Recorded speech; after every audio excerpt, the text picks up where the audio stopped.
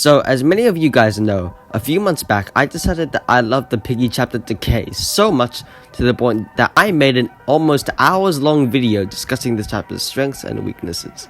It was a big waste of time because it got no views, but it proved that I loved this chapter a lot, and how excited I am for Minitoon's upcoming projects. And good for me and everyone who also loved the chapter just as much as I did. One of those upcoming projects was a sequel to my favorite Piggy chapter, which did confuse me a bit since Decay was the longest chapter in the game while also being the most hated one, and the factor that Bunny, the protagonist, dies in the end cutscene of the chapter. One of my favorite parts of the original chapter is the twist and the conclusion. I loved how tragic the ending was, and the reality of how sad it is to actually be infected. So I was initially quite worried about how the sequel would handle it. Well, around 10 months later, after the original had been released, a sequel was made. So, then came the question, would it beat the first one in quality? Was 10 months of work really worth it? Did Decay actually need a sequel? Well, I'm here to find that out. Was Decay Delirium actually worth the wait? Okay, so let's begin talking about the gameplay of this chapter. As some of you guys know, I value this little thing called gameplay very highly in any video game, as it is crucial for whether the player knows what they're doing or is just confused the whole way through. So, how does Delirium handle this? Well, it's definitely a bit on the deeper end, unlike its predecessor Decay.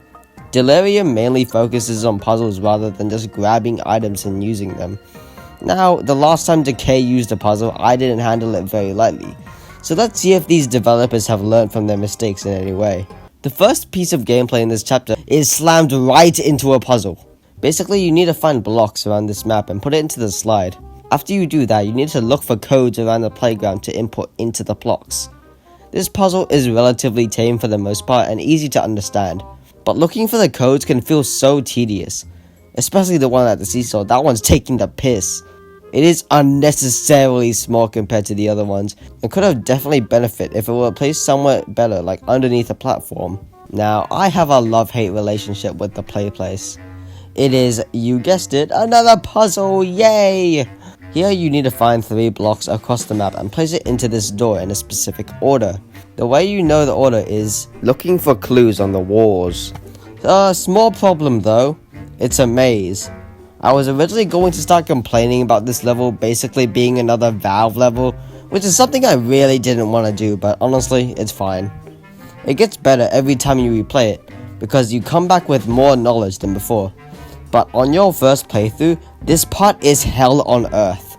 It took me so long to get past this part on my first playthrough, and that was only because I had felt so lost. And not even in a scary way, but in a more frustrating way. I got stuck on this part for so long, I kid you not, I got the 5% battery warning before I even got halfway to beating it. There is no excuse for why a small segment near the beginning should take this long. If I could improve this part in any way, I would just make the play place a lot smaller and get some people to playtest it to see where they get lost and for how long. And if it's really that bad, maybe put some clues to door locations, maybe using these cardboard cutouts scattered around the map. On your second or third playthrough, you notice that there are 2 play places, but I still think this part shouldn't be that big of a maze because nobody actually likes big mazes. Oh yeah, there are also these little shadow creatures everywhere trying to kill you. They only really serve as annoyances rather than being scary, but this isn't the horror segment, is it? Unlike the other segments I just spoke about, the mansion follows a more traditional Piggy formula, including getting items and using them on things. I see this part to be more chill compared to the other parts, and I think it's a nice break for what's to come. The items are relatively easy to find, which I find to be pretty cool. There's not much to really say about this part. The book puzzle is definitely something.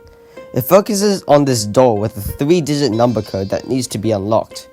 In the school lecture rooms, there will be a symbol on the blackboard telling you which position it is in the code and what symbol to look out for in this room. In the room, you need to count the number of books in that room that correspond to the symbol on the blackboard. And depending on where the symbol is, you put the number of books in that location. This is sort of like the puzzle from the start, but executed a bit worse. There's nothing indicating that you actually need to count the amount of books in the room. I actually thought it was more like the code in Breakout, where you needed to memorize the symbol location for the keypad. Only to be surprised when I find out you actually need to count the number of books in the room as well. It isn't communicated at all to count the books in the room. At least put numbers on them or something. This puzzle almost forces the player to watch a tutorial, and I don't think I'm too much of a fan of that. Now, I love the tower defense level. Here you are tasked in defending your friends from being attacked by these shadow creatures from the beginning. So, how do you defend them? Well, with your crossbow, of course. You're also given a carrot dagger, but I don't think anyone used it. These guys are one-shot, so it's pretty easy to kill them. So, what's the challenge here? That was an intentional voice threat, by the way. Well, look at the size of the map. These shadow creatures can teleport to wherever they want, and you need to just walk up towards them and kill the shadow creatures in time before they kill all of your friends. And by the time you get there, your friend you save has a quarter of their health left, and a group of more shadow creatures have already found another victim across the side of the map. This is extremely overwhelming to the player, and I love it, because it's all intentional. At the start of this segment, you'll lift it up with Bunny's dialogue being, "Hey, leave them alone. If you want my friends, you'll have to go through me first." This line helps the player feel a sense of confidence that they can actually beat the chapter. And after all, Bunny is the protagonist. But when you see your friends dropping one by one, it makes you feel more and more helpless as you watch everyone around you slowly perish. Then before you know it, there is only one left. Your sisters. I genuinely love this representation that if everyone around Bunny dies or leaves her, her sisters will always be her priority. It makes you think you're going to lose in the end, so you spend all your effort defending them, and actually end up triumphant if you successfully save your sisters. It makes you feel really good. This is probably my favorite part of the entire chapter. I love it, it's so good. The atmosphere and art direction of this chapter blew me away when I played it. I would even argue that it has the best atmosphere out of every chapter. Decay Part 1 made you feel like you were somewhere you weren't meant to be at all times, and that's what I loved about it. Traversing the setting of the first Decay made you feel like you were exploring some kind of abandoned building. Every place looked yucky and unwelcoming. All of the enemies looked like they've been rotting down there for a very long time due to skin being worn off and some pieces of skull being exposed. They looked like they were poor survivors left down there to rot in silence. One of the most iconic takeaways from the original was obviously the twisted rabbit, looking like some sort of mutation gone horribly wrong, and left down there to slowly decompose. The sounds it made even emphasized that as well, sounding like muffled screams, desperately trying to say something but just can't. I love the atmosphere of Decay Part 1. So how does Part 2 expound on this? Delirium fixates on areas that both Bunny and probably the player can relate to. Take for example, birthday parties, schools, playgrounds. This is quite a drastic difference from Decay Part 1 that forces you into utterly unfamiliar places instead. But you know what? I kind of like it too. The types of areas I just described sort of fall into the uncanny valley. The areas in Delirium are either extremely claustrophobic or extremely open. There's a playhouse room that's a maze with various different tunnels used to shortcut to different areas. But there's also a school with broad, big electro rooms. I like it, it's a nice variety. The enemies in this chapter look alright. They use a lot more of those shadow creatures they've used in the past, and it gets the job done. I would have much preferred if they kept on emphasizing the more realistic enemies, such as the decaying infected and the twisted rabbit. And they did, kind of. There is this enemy called the Chain that looks like this. It is genuinely one of the most unsettling designs in Piggy, and I'll be talking about it a lot more in the horror segment. This chapter did a great job with the ambience. You can hear laughing in the background, conversations that aren't happening, music coming from nowhere. And I'm pretty sure that this is all intentional, because the items I just listed are all actual symptoms for Delirium, which is extremely cool. One of my favorite visual parts of Delirium, and probably all of Piggy, is the tower defense part, because genuinely, it looks beautiful. It mainly focuses on a cold feeling, with the blue moon and the dying trees being so climactic. The atmosphere of Delirium is genuinely beautiful and captures whatever feeling it tries to encapsulate. The playhouse makes you feel claustrophobic. The mansion part makes you feel like something is watching you. It all works so well. I feel like Delirium is full of amazing environments, but it's all just dragged down by its horrible gameplay at all times. Delirium has you do puzzles the entire time, making you focus more on that than the environment itself. The reason I think the mansion part worked so well is because the gameplay was simple enough to the point you could both focus on the gameplay and the spooky visuals and ambience. I feel like the chapter would have benefited more from the gameplay like the mansion, leaving more room to focus on the visuals because they are stunning and terrifying at the same time. Now the horror. I wish I could love the horror in this chapter, I really did, but it does not hold up compared to part 1, like at all. Which honestly really sucks because the horror of Decay part 1 was the main thing that drove me to make that 53-minute video in the first place. So let's break down the horror in Delirium and you can see what I'm trying to talk about. The first sense of horror in this map comes in the playground. After you finish the tic-tac-toe puzzle, you can go down the slide and be greeted by this fella waiting at the bottom. Now, I'm going to be 100% honest when I say this. I have never gotten this scared playing a video game or watching any piece of media in my life. This is an amazing jump scare. It's just so sudden, loud, and unexpected, for me at least. I've seen some people saying that they expected it, but I definitely wasn't. I was too busy complimenting the slide to think about it. This, unfortunately, is the only time I got scared throughout this chapter. The playhouse. I don't even know if this part is meant to be scary or not, which by the way is already a pretty bad start. This area takes advantage of linear spaces to scare the player. There are these shadow guys roaming around every floor and scream at you if you get spotted. The chase track for them is actually pretty unsettling, making you feel like you're slowly descending into madness. But over time, chases eventually get repetitive. As I stated earlier, on a first playthrough, you're going to be stuck on this stage for a very long time. So these chases quickly get annoying and not scary at all.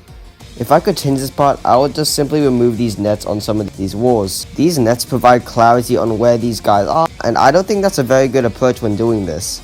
It should always feel like one of these shadow creatures is right around the corner, and you would either need to take a peek first, or risk it to run instead. I would also make these guys a lot faster to increase the threat level a bit more, and force the player to act more cautiously. After you complete the puzzle in the playhouse, you will suddenly thrusted into a chase with 3 of the shadow creatures from earlier running you down in this long hallway. After around 15 seconds, you reach the end and escape the chase. Small problem here guys, you forgot to make the chase scary. This is probably the most underwhelming chase of my life, if you can even call it one. These shadow guys are so abysmally slow, it breaks all tension and stakes this chase could have had. If anything, this chase feels more like a leisurely stroll across the hallway, and these guys are just following you like those pets in simulator games. Heck, I have experienced scarier chases in Geometry Dash. Geometry Dash. That is saying something. The way to improve this chase is so simple. Make the enemies faster and maybe add some obstacles and planks to shoot. This might just be me, but I think even putting it before the playhouse section would make it more effective. Imagine if right after the slide jump scare, the player is still recovering from that. But then they need to quickly realize there is more and they need to start running. And after the chase ends, then you are put into the playhouse section. That might just be me though. Before I talk about the chase in the mansion basement, I actually want to talk about the mansion itself. There's no actual threat to get you in there, but it always feels like there is thanks to the ambience. Especially when the lights go out and the bunny plush disappears. When you enter the house, you immediately know something bad is going to be lurking inside. But it is never actually shown to you right off the bat. The sound cues keep you guessing, and when the lights go out, that's when you really think that something bad will happen. But nothing actually does. There is nothing but the dark and the sounds inside your head to be afraid of. When we eventually turn the light back on and head upstairs again, the bunny plush from earlier closes the door right in front of us, trapping us in the basement. When we head back down again to potentially find a way out, we then see a hole in the wall leading to a dark hallway. This immediately gave me suspicions on my first playthrough, and I was genuinely scared to find out what it had to offer. So, what was in it?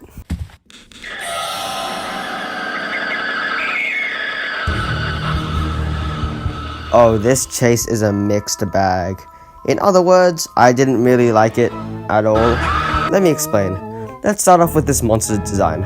I really don't mess with this design.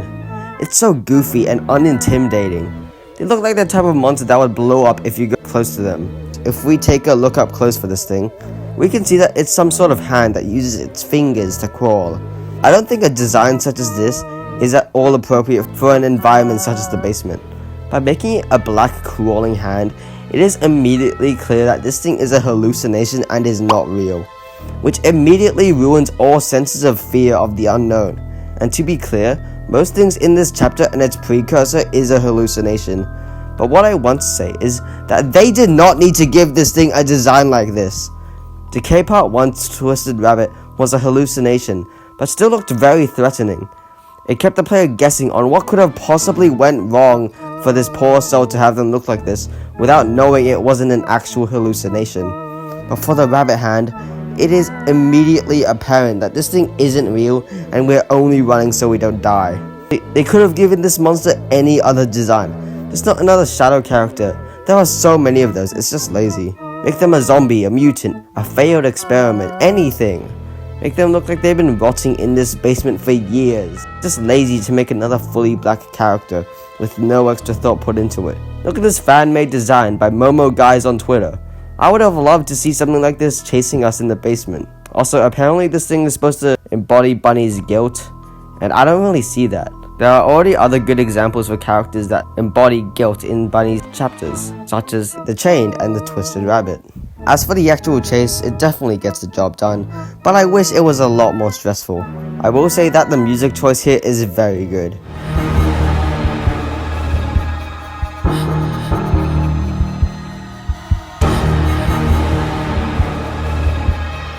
Okay, time for the critique.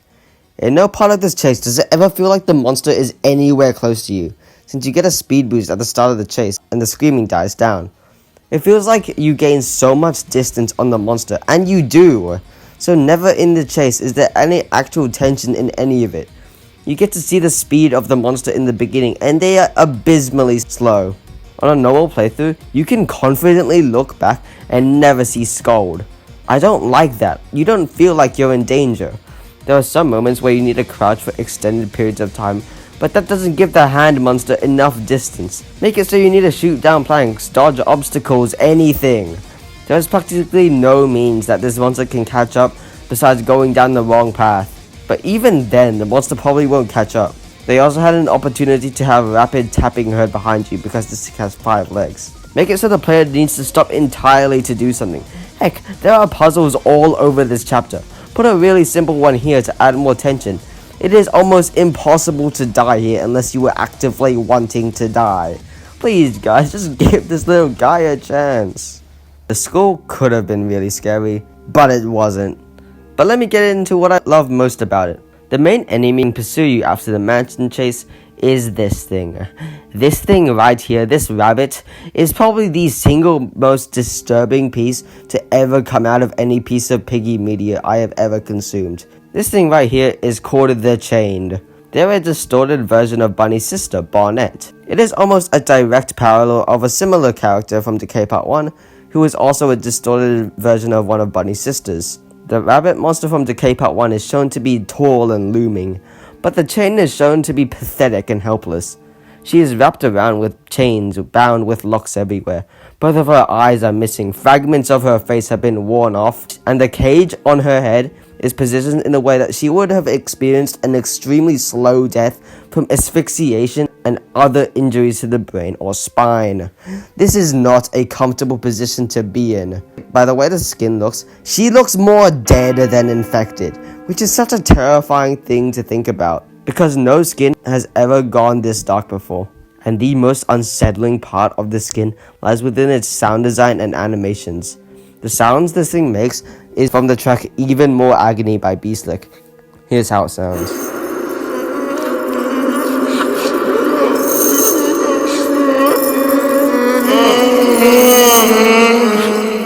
It sounds like muffled cries to say something, anything, but it just can't. And the fact that it's even making these noises in the first place implies that it isn't even dead yet and might even still be conscious, which is terrifying to think about.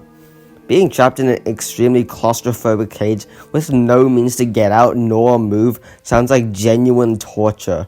And its animations even add to the displeasure as well. In its walking animation, we can see her body wiggle, confirming that the Chain is actively conscious during everything. This is the single most grotesque and disturbing skins and characters in the entire game. So with that character analysis out of the way, let's see how they're used in game. Okay, so the main mechanic, the moment you get out the basement chase, is that the chained can arbitrarily appear from anywhere, and you need to shoot her for her to go away. Let me repeat that again. The chained can randomly appear, and you need to shoot her for her to go away. That's it. Are we serious, Minitoon? This mechanic is very boring and executed so poorly. At least make her a constant enemy that you need to worry about, not just an occasional annoyance. You had this great design, great soundtrack, great animations for this monster, and this mechanic you come up with them. Why? Why would you do this to me, Minitoon? You had this perfect idea. Check! Perfect design. Check! Perfect feeling. Check! The perfect game mechanic. Nah. What was the thought process behind this? You click! That's all you do! You just click! That is not scary in any way. You're a real funny guy, Minitoon. You're a real funny guy. You had something going with this character, Minitoon. How could you do this to me? How could you do this to me? Hi guys, I'm back. So, how would I improve the chained game mechanic? Well, I would make the chained a weeping angel. If you don't know what a weeping angel is, they're basically enemies that only move when you aren't looking at them. I think this would especially fit the chained because dead bodies aren't meant to move. Similar to mannequins. Imagine the player just got out of the basement and began following the footpath to the school. On the way there, they spot a presumably dead rabbit corpse hanging off a tree branch. Huh, that's weird. When the school gates open, they head towards the door. Some rattling is heard. Oh look, it's the corpse from earlier. But what's that doing there? The player turns around and hears the rattling again. They turn around, it's the corpse again, but closer. I feel like this would have been a great mechanic for the chain, as it would have kept the player always on their toes by constantly looking back, but also question how this corpse is even moving in the first place. This mechanic would also add some challenge to the school, as it hones in on counting books. Alright, well, horror definitely wasn't Delirium's strongest aspect. Now it's time to summarize my points and give my final thoughts. So, what's the final verdict? I think Delirium was a pretty good chapter. It had good moments, for example, the starting jump scare, the mansion, and the final part. The atmosphere of the chapters also felt extremely cool, but what really brought it down was that it lacked the main element it was going for, which is horror. Which makes me pretty sad because that's one of the things I loved most in part 1. I also didn't appreciate that half the chapter was just puzzles. In all honesty, I think Decay part 1 was better. Delirium is still a very good chapter though. I would say Delirium is a solid 6. 7! I think it's like a 7 out of 10. And I think Decay is a 10 out of 10. Never mind, 9.5 out of 10.